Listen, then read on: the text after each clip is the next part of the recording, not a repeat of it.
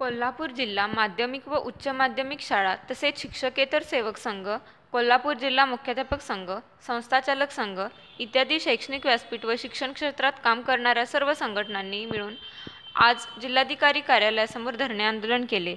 यावेळी शिक्षकेतर कर्मचाऱ्यांच्या प्रलंबित मागण्या शासनापुढे मांडल्या गेल्या।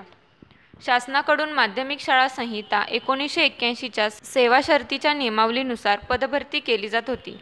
त्यानंतर चिपळूणकर समितीच्या अहवालातील शिफारसी मान्य करून 28 जून 1998च्या शासन आदेशाने शिक्षकेतर कर्मचारी भरती राज्यामध्ये सुरू होती। पुढे शासनाने 25 नोव्हेंबर 2005 रोजी नवीन आकृतीबंध सादर केला। महाराष्ट्र राज्य शिक्षकेतर महामंडळाच्या विरोधामुळे सदर शासन आदेशास शासनाने स्थगिती दिली। पुढे 23 ऑक्टोबर 2013 व 12 फेब्रुवारी 2015 असे वेगवेगळे आकृतीबंधाचे शासन आदेश निर्गमित करण्यात आले। त्या शासन आदेशास स्थगिती देण्यात आली।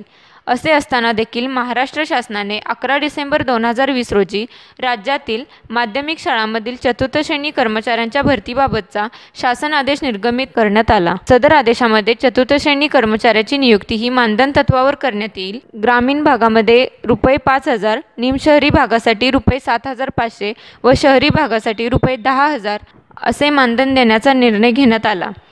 हा निर्णय समान काम समान वेतन या निर्णयाला तसेच 1981च्या सेवा शर्तीमधील कायद्याला छेद देणारा आहे। या निर्णयामुळे एका बाजूला बहुजन समाजातील युवक हा बेरोजगार होणार आहे, किमान वेतन कायद्यापेक्षाही कमी मानधन मिळत असल्याने कर्मचारीही मिळणे कठीण होणार आहे। नियमित वेतन श्रेणीत काम करणाऱ्या कर्मचाऱ्यांचे पालक, विद्यार्थी व विद्यार्थिनींचे काका, मामा, मावशी अशा प्रकारची नाती संपुष्टात येतील। त्यामुळे विद्यार्थी व विद्यार्थिनींची काळजी कोण घेणार असे अनेक प्रश्न यामुळे उद्भवू शकतात। किंबहुना यामुळे मराठी माध्यमांच्या शाळा सुद्धा बंद पडतील व बहुजनांची मुले शिक्षणापासून वंचित राहण्याचा फार मोठा धोका संभवत आहे। या सर्व गोष्टींचा विचार करून शासनाने 11 डिसेंबर रोजी काढलेला शासन आदेश रद्द करून चिपळूणकर समितीच्या अहवालाप्रमाणे चतुर्थ श्रेणी कर्मचारी भरती सुरू करावी या मागणीचे निवेदन जिल्हाधिकारी यांना दिले।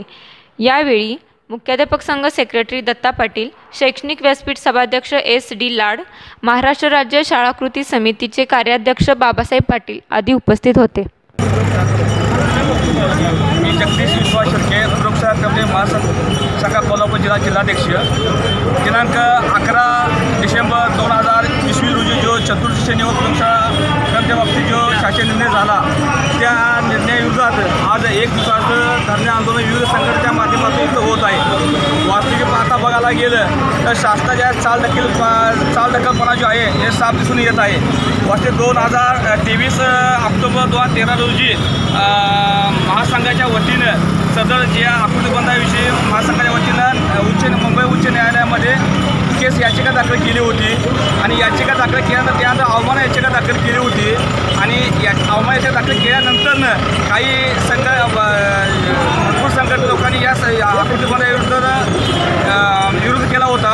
तसेच या विरोध केल्यामुळं काहींनी याचिका दाखल केल्या होत्या आणि ती दखल घेऊन शासनाने त्या 23 ऑक्टोबर 2013च्या JRला एक शासन नियुक्त 15 सदस्य कॅबिनेट निर्माण केली होती आणि 2015 साली त्या शासनाने नियुक्त कमिटीने सादर अहवाल केला होता शासनात। त्या अहवालाची दखल घेतली जात नाही आणि 28 जानेवारी 2019 एक शिक्षक कर्मचारी आपण लागू केला। त्यामध्ये आमच्या प्रयोगशाळा सहाय्यकचे निकष 200 ते 700 विद्यार्थी मागे लावून झाले। नवी 10वीचं वर्ग त्यामध्ये धरण झाला। वास्तविक पाहता विज्ञान विषयापासून आहे आणि 5वीपासूनच ते विद्यार्थी धरण यावी आमची मागणी आहे। तसेच आता जो आकृती लागू केलेला आहे त्यामध्ये प्रयोगशाळा पदाचे हे पद व्यक्त केलेलं आहे। भविष्यामध्ये समजा पदं ही प्रयोगशाळा कर्मचाऱ्यांनी व्यक्त केली तर प्रयोगशाळेची जोपासना कोण करणार, मुलं ही प्राथमिक पदवी वंचित राहणार आहेत। हे शासनाला कळून येणं झालेलं आहे। तरी महासंघाच्या वतीने आम्ही जर शासनाला हा आकृतीबंध मागे नाही घेतला तर महासंघाच्या वतीने आम्ही कोर्टामध्ये याचिका घालणार आहोत।